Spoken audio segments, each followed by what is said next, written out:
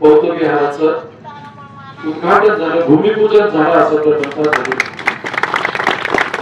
तुम्ही आज शब्द द्या आणि किशोरनं सांगितल्याप्रमाणे ते 110 मतदान आम्ही व्यवस्थितरित्या करू, 100% करू हा शब्द मी त्यांना शब्द दिला. भले स्वतः काय मी न, पण ही संधी मिळाली तुम्हाला. मी 1 वर्षभराच्या आत ते बौद्ध विहारीचा आपण उभा करूया अशा प्रकारची त्यावेळेस शब्द दिला. आणि आज वास्तविक पाहतात 2 महिने झाले जी वर्कआउट होती. काही तांत्रिक बाबी अडचणीच्या ठरतात.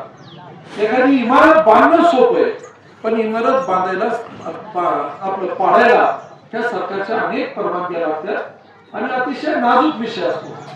आणि म्हणून ते बांधायची परवानगी आपल्याला मिळाली, पाडायची लवकर मिळत नव्हती. त्याच्यामुळे आज काम सुरू करत असताना 2 महिन्यापूर्वी झालेली वर्कआउट, पण आज सुरू होत असताना त्याला जो काही विलंब झाला त्याबद्दल मी तुमची दिलगिरी व्यक्त करतो.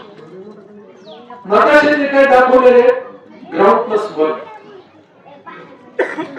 वर खाली आपण ही चर्चा करायला, बसायला, प्रार्थना करायला जागा ठेवतो. वर एक जागा मोठा हॉल आहे आणि वर त्या बौद्ध विहारामध्ये वर आपल्याला धम्मवंदना घेण्यासाठी काही धार्मिक कार्यक्रम घेण्याकरता त्या तिथं आपण त्याचबरोबर एक चबुतरा तयार करून त्यावर गौतम बुद्धांची मूर्ती आपण तिथं ठेवतोय, जेणेकरून त्या इमारतीचं पावित्र्य हे राखलं जावं.